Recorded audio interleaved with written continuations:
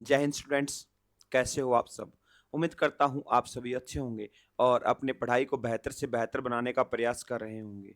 मैं संदीप कुमार हमारे YouTube channel topper drive पर आपका स्वागत करता हूँ।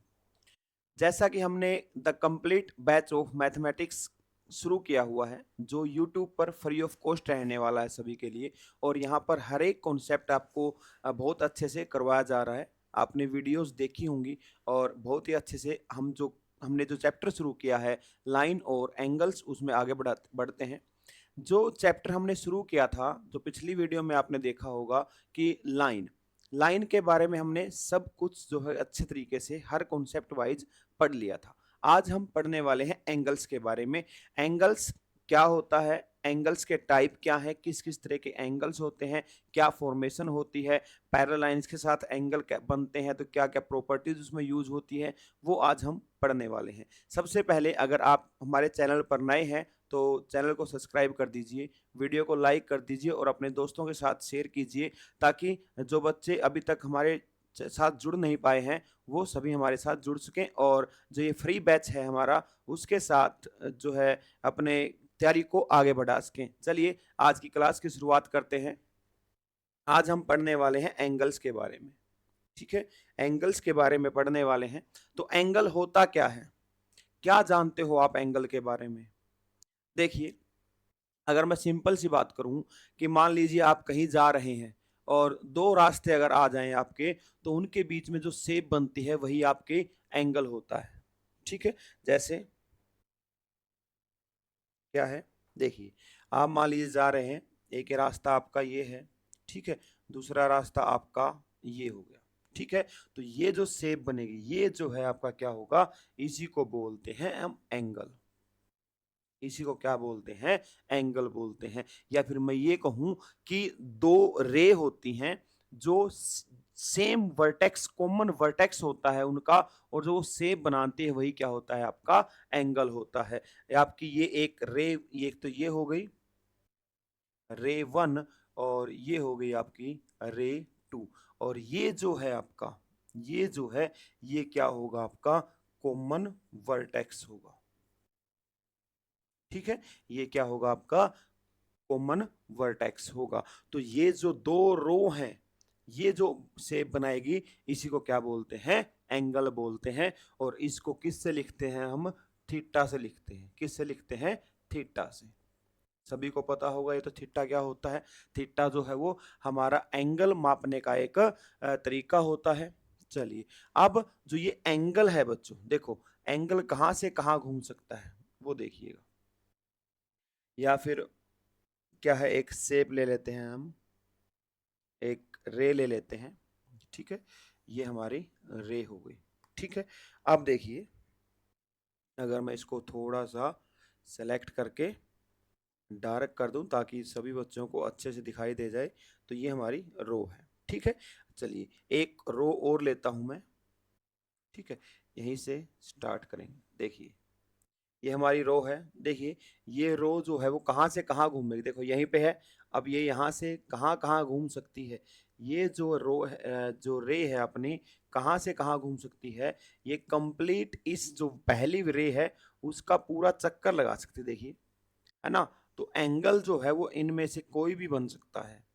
तो मैं ये बात करूं कि ये जो है एक, जो हमने रो ली है, ये जो रो है अपनी, ठीक है, इसको कलर से दूसरा कलर दे देते हैं, ये जो है। ठीक है, तो ये जो एंगल है ये क्या बनेगा, आपका एंगल बनेगा। ये क्या बनेगा, आपका एंगल बनेगा। अब आपने देखा कि ये रो जो है वो इस पॉइंट के, या बोलूं कि इस रे के, जो आपकी रे वन है, ठीक है, और ये आपकी रे टू हो गई, इसके पूरा अराउंड घूम गई। ठीक है, तो पूरा घूमेगी। जब ये लाइन यहाँ आएगी तो एंगल इतना बन जाएगा, जब लाइन यहाँ आएगी तो एंगल ये बन जाएगा आपका, जब ये आएगी तो एंगल आपका ये बन जाएगा, अगर यहाँ आएगी तो एंगल आपका ये बन जाएगा।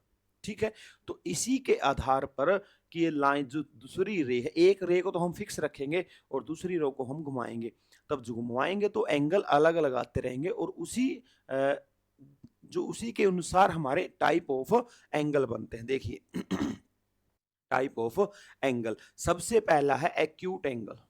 क्या है? एक्यूट है, तीव्र एंगल, या फिर इसको न्यून कोण भी बोलते हैं। क्या बोलते हैं? न्यून कोण। ठीक है, इसको न्यून कोण भी बोला जाता है। ठीक है, जैसा मैंने पिछली वीडियो में आपको बताया था कि आपको अगर नाम याद करने हैं तो इंग्लिश के नाम याद रखो, क्योंकि हिंदी में जो नाम है वो चेंज हो सकते हैं, क्योंकि जो बोलते हैं ना पर्यायवाची शब्द बहुत सारे होते हैं। तो आप अगर इंग्लिश में देखोगे तो नाम एक ही मिलेगा हर जगह, लेकिन हिंदी में अगर आप अलग अलग सर्च करोगे, अलग अलग बुक में देखोगे तो नाम अलग अलग हो सकते हैं।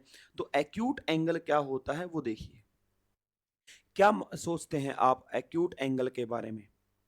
एक बार आप अपने मन में सोच के देखिए कि एक्यूट एंगल होता क्या है। क्या आपने इसको कहीं पढ़ा है? अगर आपने 10th क्लास पास की है तो आपने पढ़ा होगा, ये आपका आया होगा 9th क्लास में आया है, 8th क्लास में आया है, 7th क्लास में भी आया है, और 10th क्लास में भी आपने इसको बहुत अच्छे से पढ़ा है। अगर पढ़ा है तो उसका थोड़ा सा रिमाइंड करके देखिए कि क्या होता है। देखिए क्या होता है भाई, जब दो रे कोई एंगल बनाती हैं, ये रो मैंने रे वन ले ली और ये आपकी रे टू है। ठीक है, ये आपका एंगल आपका क्या बन गया? थीटा। ठीक है, जब एक्यूट एंगल क्या होता है बच्चों, जो थीटा है आपका, क्या है? जो थीटा है वो आपका जीरो से बड़ा होना चाहिए। क्या होना चाहिए? जीरो से बड़ा और 90 से छोटा होना चाहिए। क्या होना चाहिए? 90 से छोटा होना चाहिए आपका। ठीक है, तो उसको क्या बोलेंगे हम? उसको क्या बोलेंगे? उसको बोलेंगे जीरो और 90 के बीच में जो एंगल रहेगा उसे हम न्यून कोण बोलते हैं। याद रख लोगे? न्यून कोण बोला जाता है। ठीक है, न्यून है। ठीक है ना? उसके बाद राइट एंगल क्या होता है? देखो बच्चों, राइट एंगल समकोण क्या होता है? जब दो रे के बीच में 90 डिग्री का एंगल बन जाए। क्या होता है? जब दो रे के बीच में जब ये एंगल आपका 90 डिग्री हो जाए, कंप्लीट 90 डिग्री अगर हो जाता है तो उसे हम राइट एंगल बोलते हैं। ठीक है, ये आपका राइट एंगल हो गया। तो उसके बाद ऑब्ट्यूस एंगल। ऑब्ट्यूस एंगल दोषपूर्ण कोण क्या होता है? देखिए, जब आपका एंगल जो है, जो थीटा है, वो 90 से तो बड़ा हो जाए और 180 से छोटा हो। क्या हो जाए? 90 और 180 के बीच में हो। ठीक है, तो उसको क्या बोलते हैं हम? ऑब्ट्यूस एंगल बोलते हैं। ठीक है बच्चों, उसके बाद क्या है देखो, उसके बाद क्या होगा? देखिए, जब एंगल आपका कहाँ हो बच्चों, ये 90 हो गया। ठीक है, और ये कितना होगा आपका? 180 डिग्री होगा। तो जब एंगल जो है वो आपका इसके बीच में रहे, किसके बीच में? इसके बीच में रहे, है ना? 180 से छोटा और क्या हो? 90 से बड़ा हो। ठीक है, क्या होगा? 90 और 180 के बीच में जो एंगल रहेगा उसको हम क्या बोलते हैं? उसको क्या बोलेंगे भाई? उसको बोलेंगे ऑब्ट्यूस एंगल। जैसे देखिए, ये हो गया आपकी रो रे वन ले लिया हमने। ठीक है, ये आपका कॉमन पॉइंट शेयर करेगा। ये हो गया 90 का। ठीक है, ये आपका 90 का हो गया। ठीक है, ये 90 का हो गया। तो यहां से जो दो रे टू है, रे टू होगी वो यहां से यहां तक होगी। ठीक है, ऐसे रे टू होगी। तो ये जो एंगल बन रहा है आपका, ये जो एंगल बन रहा है बच्चों, तो ये जो होगा, तो ये 90 से बड़ा है और 180 से छोटा है, तो इसको बोलते हैं हम ऑब्ट्यूस एंगल। ठीक है, उसके बाद क्या है देखो, उसके बाद है स्ट्रेट एंगल। स्ट्रेट एंगल क्या होता है? देखिए, स्ट्रेट एंगल होता है बच्चों, ये आपका मैंने कॉमन पॉइंट ले लिया, जो जो रे है वो शेयर करेंगी। ये एक ये है और एक ये हो गया। ठीक है, ये आपकी इस तरफ आपकी रे 1 हो गई, ये रे 2 हो गई। ठीक है, रे 1 और रे 2 हो गई। और ये जो है पॉइंट ओ, हम इसको क्या मान लेते हैं, पॉइंट ओ मान लेते हैं। ये हमारा क्या हो गया, कॉमन वर्टेक्स हो गया, कॉमन वर्टेक्स हो गया। तो ये जो होगा भाई, ये जो एंगल बन रहा है आपका कंप्लीट एंगल, ये वाला जो कि थीटा कितना होगा, 180 डिग्री होगा। ठीक है, अगर थीटा आपका 90 डिग्री है बच्चों, तो वो राइट एंगल है। ठीक है, और अगर थीटा की वैल्यू 180 आ जाए तो उसको क्या बोलते हैं, हम स्ट्रेट एंगल बोलते हैं। ठीक है, उसके बाद है रिफ्लेक्स एंगल। क्या है, रिफ्लेक्स एंगल है पार्श्व कोण। क्या होता है, देखिए, जब आपका थीटा जो है वो 180 से तो बड़ा हो जाए और 360 से छोटा हो जाए, क्या होगा, 180 से बड़ा और 360 से छोटा हो, तब क्या होगा वो एंगल, उसको बोलेंगे रिफ्लेक्स एंगल।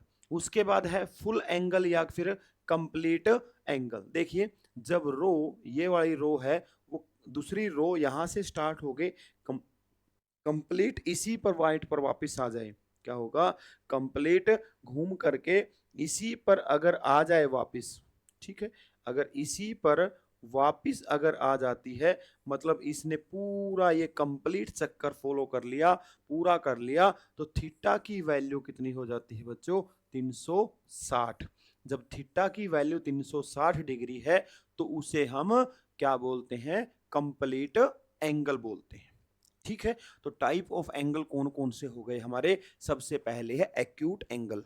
ठीक है, उसके बाद है क्या है, राइट एंगल।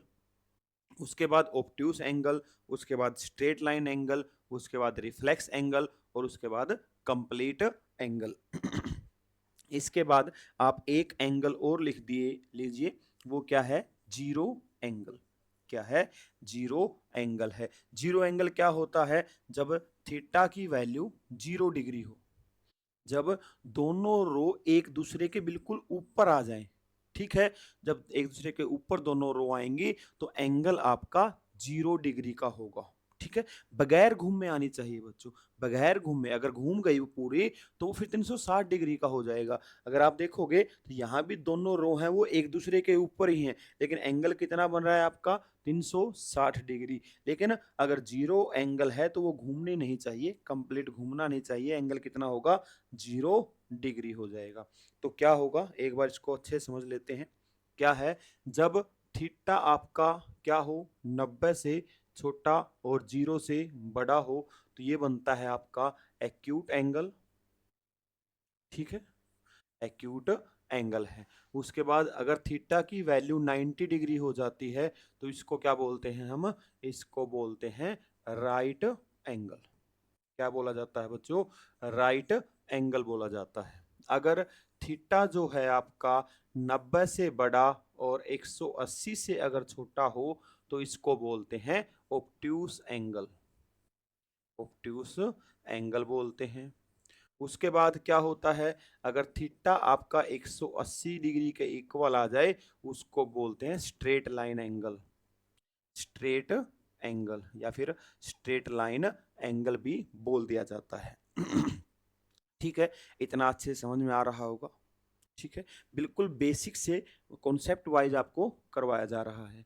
उसके बाद अगर थीटा जो है आपका 180 और 360 डिग्री के बीच में हो, थीटा आपका क्या हो, 180 और 360 डिग्री के बीच में हो, तो उसको क्या बोलते हैं, रिफ्लेक्स एंगल बोला जाता है। क्या बोला जाता है बच्चों, रिफ्लेक्स एंगल बोला जाता है। उसके बाद अगर थीटा की वैल्यू क्या हो जाए, 360 डिग्री कंप्लीट 360 हो जाए तो उसको क्या बोलते हैं, उसे बोलते हैं complete angle, complete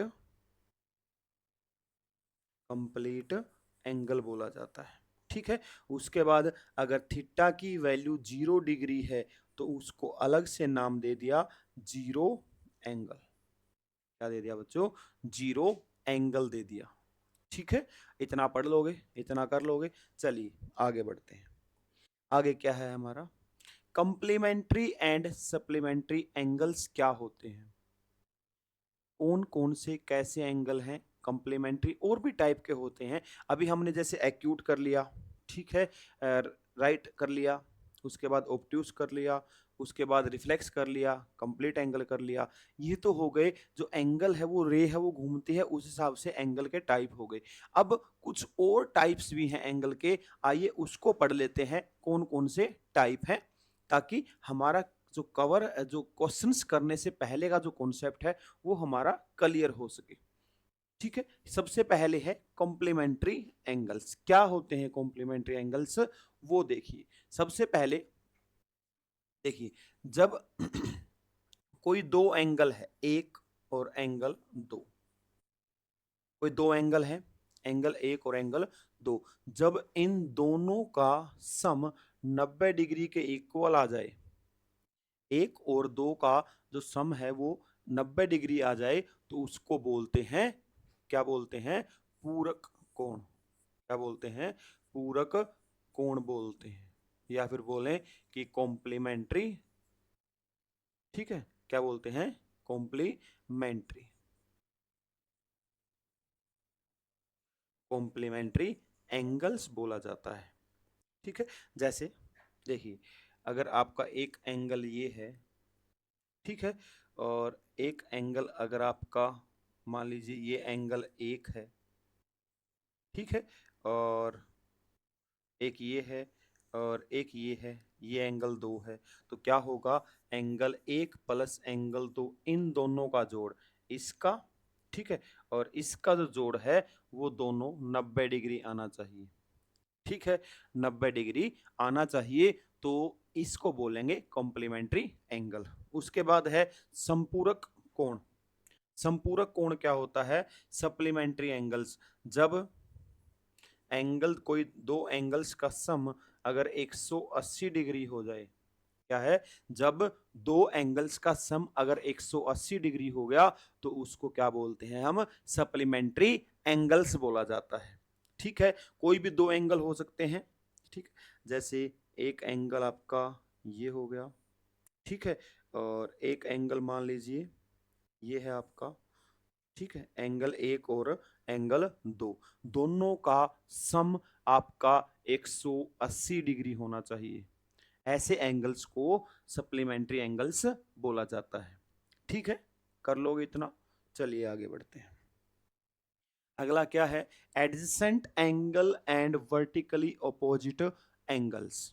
adjacent angle क्या होते हैं? एडजेसेंट एंगल वो होते हैं बच्चों, जो दो एंगल जो पड़ोस में हो, मतलब जो दो पड़ोस वाले एंगल हैं उनको ही क्या बोल जाते हैं? एडजेसेंट, या फिर क्या बोलते हैं? समीप कोण। क्या बोला जाता है? समीप कोण, कोण बोला जाता है। जैसे फॉर एग्जांपल, यहां पर एक, क्या होगा, ये एक स्ट्रेट लाइन ले ली, ठीक है, इसको हम करते हैं सेलेक्ट, सेलेक्ट करके डार्क कर देते हैं, और डार्क कर देते हैं और रंग को भी चेंज कर देते हैं। ठीक है, ये होगा। चलिए, एक लाइन हो गई। दूसरी क्या है? एक लाइन हमने यहाँ ले ली, ठीक है, एक लाइन हमने यहाँ ली है, इसको डार्क कर लेते हैं। चलिए, ठीक है, और एक और ले लेते हैं, ये हो गई, ठीक है, और इसको भी सिलेक्ट करके डार्क कर लेंगे, ताकि हमें क्लियर, बहुत अच्छे से क्लियर हो जाए। ठीक है, देखिए ये है, ठीक है ना? अब एडजेसेंट एंगल क्या होते हैं बच्चों? वो एंगल जिनका कॉमन तो वर्टेक्स होना चाहिए। क्या होगा? वन कॉमन वर्टेक्स, और एक जो रे है वो कॉमन होनी चाहिए। ऐसे दो एंगल जिसका क्या हो? वर्टेक्स जो है, वर्टेक्स कॉमन वर्टेक्स होगा। क्या होगा? कॉमन वर्टेक्स होगा, और क्या होगा? कॉमन रे होगी। एक कॉमन वर्टेक्स होगा और एक कॉमन रे होगी। तो ये जो एंगल्स हैं आपके, एंगल एक और एंगल दो, ठीक है, इनको बोलेंगे एडजेसेंट एंगल। कौन से एंगल बच्चों? वो एंगल जिसमें एक कॉमन वर्टेक्स हो और एक कॉमन रे हो, उसको एडजेसेंट बोला जाता है। ठीक है, कर लोगे, समझ में आ गया। चलिए आगे बढ़ते हैं। अब है ऑपोजिट एंगल्स। ऑपोजिट एंगल क्या होते हैं? देखिए, मान लीजिए एक हमने क्या ले ली, लाइन लेनी है ना, लाइन लेनी है। चलिए लाइन लेंगे। लाइन लेते हैं एक, ये हमने एक लाइन ले ली बच्चों, ठीक है, ये एक लाइन ले ली, ये हमारी एक लाइन हो गई, ठीक है। उसके बाद एक दूसरी लाइन लेते हैं जो इसको इंटरसेक्ट करेगी। क्या करेगी बच्चों? इंटरसेक्ट करेगी। चलिए, इंटरसेक्ट करने वाली लाइन भी हमने दूसरी लाइन ले ली, ठीक है। उसके बाद क्या होगा? देखो, यहाँ पर दो लाइन है जो इंटरसेक्ट कर रही हैं, ठीक है। ये पॉइंट मान लेते हैं ए है, ये पॉइंट मान लेते हैं बी है, ये पॉइंट आपका सी हो गया, ये पॉइंट आपका डी हो गया, और ये एंगल आपका ओ हो गया। तो ये पॉइंट जो है, जो इंटरसेक्ट पॉइंट है, ये आपका ओ है। तो वर्टिकली अपोजिट एंगल कौन से होंगे? ये वाले जो एंगल हैं आपके, एक और एंगल दो, या फिर बोलूं कि angle A O D, angle A O D is equal to angle B O C होगा। एंगल ए ओ डी जो है वो एंगल बी ओ सी के अगर इक्वल हो जाता है, होता है, हो जाता नहीं, होता ही, हमेशा ये ट्रू है कि ये जो एंगल्स हैं आपके, ये दोनों क्या होंगे? वर्टिकली अपोजिट एंगल होंगे, और ये दोनों इक्वल होंगे, हमेशा इक्वल रहेंगे। अगर मैं इन एंगल्स की बात करूं, ये वाला एंगल और ये वाला एंगल, ठीक है, इस एंगल की बात करूं और ये वाला एंगल, दोनों इक्वल होंगे। कौन से angle? B O D is equal to angle A O C, दोनों ये एंगल आपके इक्वल होंगे। इनको हम वर्टिकली अपोजिट एंगल्स बोलते हैं। चलिए आगे बढ़ते हैं। उसके बाद है, उसके बाद है angles on a straight line. देखिए, एक स्ट्रेट लाइन ले लेते हैं हम, ठीक है, एक स्ट्रेट लाइन है, इसके ऊपर जो एंगल बनेंगे आपके, ठीक है, इसके ऊपर आप चाहे जितने एंगल बना दो। देखिए, एक एंगल मैंने ये, एक रे मैंने ये बना दी, एक एंगल जो है वो हमने ये ले लिया, एक एंगल हमने ये ले लिया, इतने कितने भी एंगल बना दीजिए आप, ठीक है। जो एंगल बनेंगे, इन सभी का अगर सम करोगे, ये एंगल एक हो गया, ये दो है, ये तीन है, ये चार है, ये पांच है, ऐसे करते करते अगर हम एन एंगल भी बना दें तो क्या होगा? Angle one plus angle two plus angle three plus angle n जो है वो कितना हो जाएगा? 180 डिग्री होगा। सभी का सम 180 डिग्री होगा। ऐसे एंगल जो एक स्ट्रेट लाइन पर बने हों, ये सारे एंगल क्या हैं? एक स्ट्रेट लाइन के ऊपर बने हुए हैं। इन सभी का जो सम है वो आपका 180 डिग्री होगा, ठीक है। अब एंगल एट ए पॉइंट, एंगल एट ए पॉइंट, एक पॉइंट है, ठीक है, उसके ऊपर कितने भी एंगल बना लीजिए आप, ठीक है, उसके कितने भी एंगल बनाओगे उसके अराउंड, ठीक है। तो अगर मान लीजिए मैंने कितने एंगल बना लिए, एक, दो, तीन, चार, ऐसे करते करते कितने एंगल बना लिए मैंने? एन एंगल बना लिए। अगर एक पॉइंट के अराउंड एंगल बनाओगे तो आपको पता है कि एक पॉइंट के अराउंड कितने डिग्री का एंगल होता है? 360 डिग्री का। इसका मतलब एंगल एक प्लस एंगल दो प्लस एंगल तीन प्लस एंगल चार प्लस एंगल एन, सभी का जो जोड़ होगा वो आपका कितना होगा बच्चों? 360 डिग्री होगा। देखिए, जब जो एंगल है आप एक स्ट्रेट लाइन पे बनाओगे तो उनका सम, चाहे वो चार हो, पांच हो, चाहे दो हो, उनका सम 180 ही रहेगा। और जब एक पॉइंट के अराउंड बनाओगे तो उनका जो सम है वो आपका 360 डिग्री रहने वाला है। मैं उम्मीद करता हूं कि आपको ये बात बहुत अच्छे से समझ में आ रही होगी। अब आगे बढ़ते हैं। आगे क्या है? आगे है corresponding angles, alternate interior angle और अल्टरनेट एक्सटीरियर एंगल्स। क्या होते हैं? आइए, क्या होगा बच्चों? आप एक दो पैरेलल लाइन लीजिए। क्या लीजिए?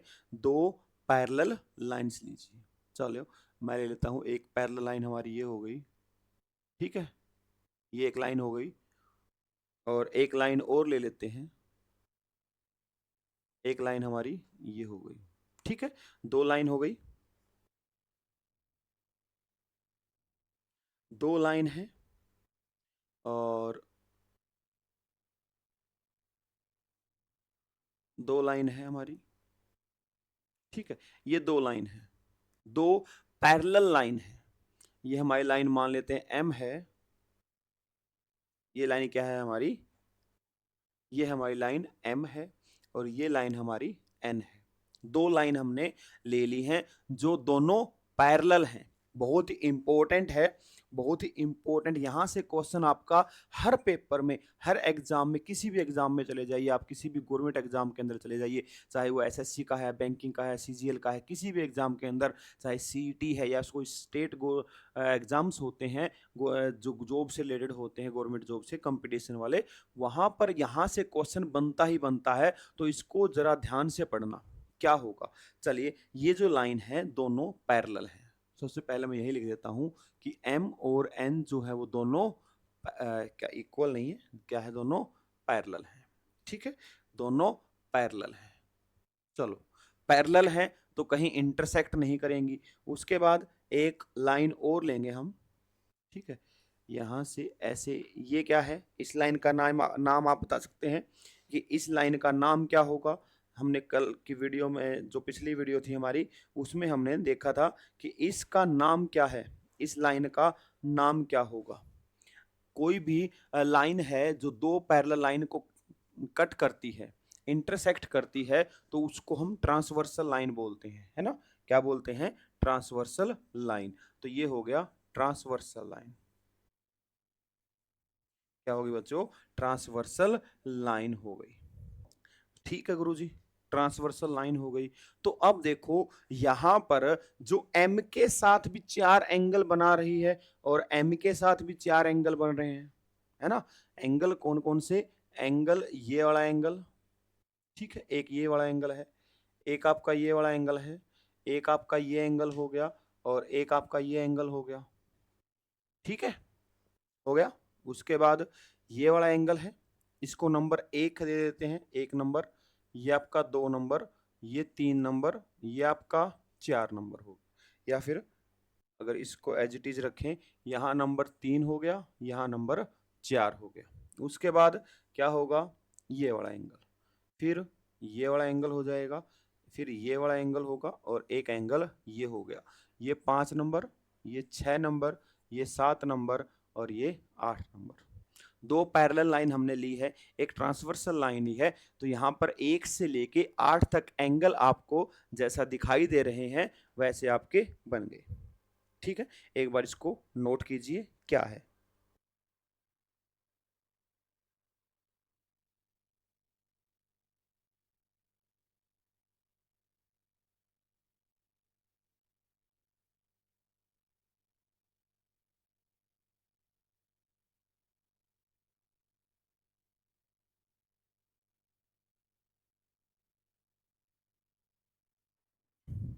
चलिए, अब देखो, आठ एंगल हो गए।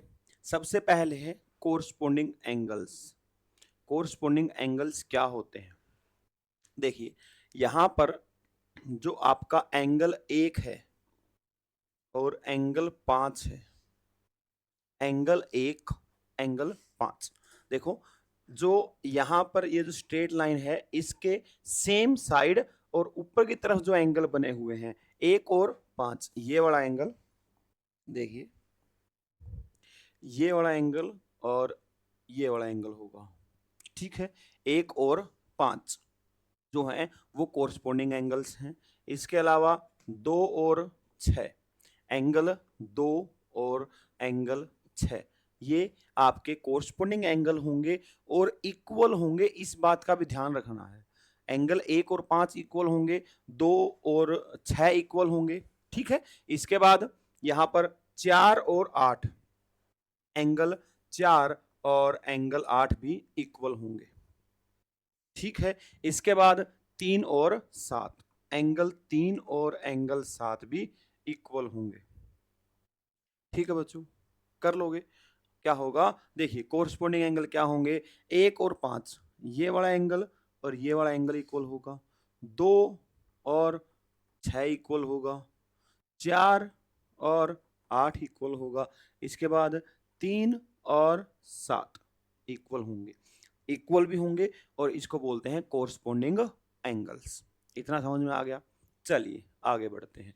उसके बाद है alternate interior angles. Alternate interior angles क्या होते हैं वो देखिए। अल्टरनेट इंटीरियर एंगल क्या होंगे बच्चों, देखो जो एंगल 3 है, देखिए देखिए ये जो मान लीजिए ये आपकी पैरेलल लाइंस हो गई, ठीक है, और ये आपकी ट्रांसवर्सल लाइन हो गई, तो ये जो एंगल है और ये वाला जो एंगल होगा इसको बोलते हैं अल्टरनेट इंटीरियर एंगल, आंतरिक कोण। क्या बोलते हैं, आंतरिक कोण इनको बोला जाता है। देखिए यहां पर आप दिखाई दे रहा होगा कि एंगल 3 और एंगल 5, एंगल 3 और एंगल 5 जो है वो दोनों अल्टरनेट इंटीरियर एंगल है। मतलब इन दोनों जो लाइंस हैं आपकी एम और एन, इनके बीच में अंदर की तरफ एंगल्स हैं। क्या है, अंदर की तरफ एंगल्स हैं और इंटीरियर हैं, मतलब ये जो ट्रांसवर्सल लाइन है इसके एक आपके राइट साइड में होगा और एक लेफ्ट साइड में होगा, ठीक है, लेफ्ट साइड में और राइट साइड में होगा। और क्या होगा, 3 और 5, इसके साथ साथ कौन बनेगा, एंगल क्या होगा, एंगल 4 और एंगल 6, ये वाला एंगल, ये और ये एंगल भी क्या होंगे, आपस में इक्वल होंगे और इनको बोला जाता है इंटीरियर एंगल। ठीक है, इंटीरियर एंगल्स, कौन से इंटीरियर, अल्टरनेट इंटीरियर एंगल्स इनका नाम है। आगे देखिए, अल्टरनेट एक्सटीरियर एंगल क्या होता है। अल्टरनेट एक्सटीरियर, ये तो थे बच्चों आंतरिक कोण जो दो पैरेलल लाइंस के बीच में थे, है ना। अब है अल्टरनेट एक्सटीरियर एंगल, बाह्य कोण। अल्टरनेट बाह्य कोण कौन कौन से होंगे, देखो इन लाइन से बाहर होना चाहिए और अल्टरनेट होना चाहिए। अल्टरनेट मतलब एक आपका लेफ्ट साइड में होना चाहिए और एक राइट साइड में। तो आप देखोगे कि एंगल 2 और एंगल 8, एंगल 2 और एंगल 8 यही होगा, एंगल 2 और एंगल 8 अल्टरनेट एक्सटीरियर एंगल होंगे और इक्वल होंगे, ये बात भी आपको ध्यान रखनी है। इसके साथ साथ कौन सा होगा, ये आपका बाहर की तरफ है, ये भी 7 नंबर भी बाहर की तरफ है और एक लेफ्ट साइड में है एक राइट साइड में है, तो इसका मतलब एंगल 1 जो है वो एंगल 7 के इक्वल होगा, एंगल 1 है वो एंगल 7 के इक्वल हो जाएगा। कर लोगे इतना। उसके बाद क्या हो गया, उसके बाद एक एंगल का टाइप और बच गया, कौन सा है, को इंटीरियर एंगल्स। क्या है, को इंटीरियर एंगल्स। देखिए कैसे, देखो ये आपकी दो स्ट्रेट लाइन थी, ठीक है, इसके बाद एक इसमें ट्रांसवर्सल लाइन हमने ले ली, ये आपका एम है, ये आपका एन है, ये 1 नंबर है, ये आपका 2 नंबर है, ये 3, ये आपका 3 नंबर होगा और ये आपका 4 नंबर, ये 5 नंबर, ये 6 नंबर, ये आपका 7 नंबर और ये आपका 8 नंबर। यही था, यही एंगल्स थे आपके। अब देखिए आगे क्या है, यहाँ पर क्या होगा, जो को इंटीरियर एंगल, को इंटीरियर मतलब अंदर की तरफ होने चाहिए और लाइन के सेम साइड होने चाहिए बच्चों।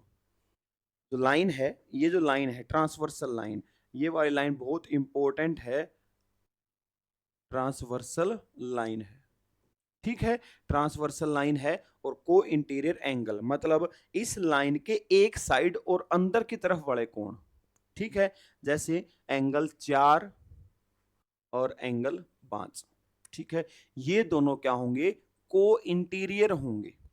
जैसा कि पिछले एंगल्स के बारे में हमने पढ़ा था, देखिए पिछले एंगल्स में क्या था, एंगल 1 और 5 इक्वल थे, 3 और 7 इक्वल थे, 2 और 6 इक्वल थे, 4 और 8 इक्वल थे, है ना। यहाँ पर 3 और 5 इक्वल हैं, 4 और 6 इक्वल हैं, यहाँ पर 2 और 8 इक्वल हैं, 1 और 7 इक्वल हैं। लेकिन यहाँ पर जब आप को इंटीरियर की बात करते हो तो यहाँ इक्वल नहीं होते, क्योंकि ये दोनों एंगल आपको दिखाई दे रहे होंगे इक्वल है भी नहीं।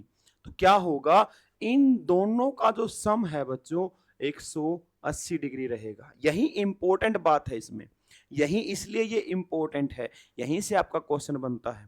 ठीक है, एंगल 4 प्लस एंगल 5 कितना होगा आपका? 180 डिग्री होगा। इसके साथ एंगल 3 प्लस एंगल 6, ये दोनों भी तो एक ही साइड में है ना, तो कितना होगा ये आपका? ये आपका 180 डिग्री हो जाएगा। इन दोनों का एंगल भी सम जो है एंगल्स का वो 180 डिग्री हो जाएगा। ठीक है, तो आज हमने क्या क्या पढ़ा है बच्चों, वो देखो। सबसे पहले हमने पढ़ा है कि एंगल्स क्या होता है, उसके टाइप क्या क्या होते हैं। टाइप्स की बात करें तो सबसे पहले हमने क्या पढ़ा? एक्यूट एंगल पढ़ा है, राइट एंगल पढ़ा है, ऑब्ट्यूस एंगल पढ़ा है, स्ट्रेट लाइन एंगल पढ़ा है, उसके बाद हमने रिफ्लेक्स एंगल पढ़ा है और कंप्लीट एंगल पढ़ा है। इसके साथ साथ हमने जीरो एंगल भी पढ़ लिया।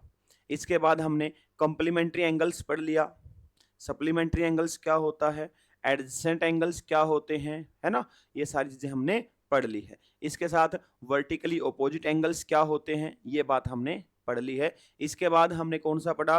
कोरस्पोंडिंग एंगल्स क्या होते हैं, अल्टरनेट एंगल्स क्या होते हैं। अल्टरनेट्स के दो पार्ट हो गए, कौन से? इंटीरियर और एक्सटर्नल, वो भी हमने पढ़ लिया है। इसके साथ साथ हमने क्या पढ़ा है? को इंटीरियर एंगल्स क्या होते हैं। ठीक है, अब जो क्वेश्चंस आएंगे इनके ऊपर वो अलग अलग शेप के होंगे। जैसे एक क्वेश्चन मैं आपके साथ शेयर कर रहा हूं, क्या है आपके पास? ये है, एक लाइन ऐसे है, एक लाइन ये है, एक लाइन आपकी ये हो गई। ये जो लाइन है वो ऐसे कट कर रही है, ठीक है, और यहां पर क्या है बच्चों? यहां पर क्या होगा? देखिए, ये वाला जो एंगल है आपका, यहां से एक लाइन और पास करवा देते हैं हम यहां से, ठीक है, यहां से, ठीक है ना। तो ये जो एंगल है आपका, ये मान लेते हैं हमारा क्या है? O है, ये हमारा A है, ये हमारा B हो गया, ये हमारा C है, ये हमारा D है, ये हमारा क्या हो गया? इसको आगे बढ़ाएंगे, ये हमारा E हो गया और ये हमारा क्या हो गया? F हो गया। ये आपका M हो गया और ये आपका N हो गया। ठीक है, इसके बाद ये जो एंगल है आपका, ये आपका एंगल कितना है? 50 है। ये एंगल आपका 50 दे रखा है, ठीक है ना। अब ये जो ओ एन है, O N is equal to O M है, ओ एन और ओ एम दोनों इक्वल हैं, ठीक है।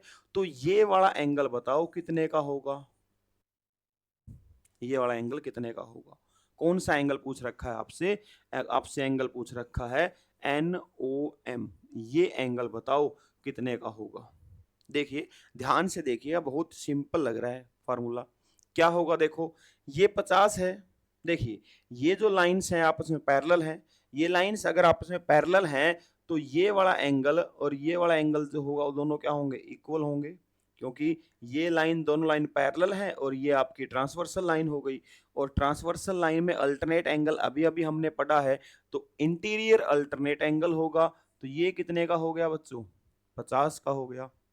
ठीक है, अगर ये 50 का है और ओ एम और ओ एन दोनों इक्वल हैं, ओ एम और ओ एन दोनों इक्वल हैं, तो आपने ये पढ़ा होगा कि जब ट्राइंगल की दो साइड इक्वल होती हैं तो उनके सामने वाले एंगल्स भी आपके इक्वल होते हैं।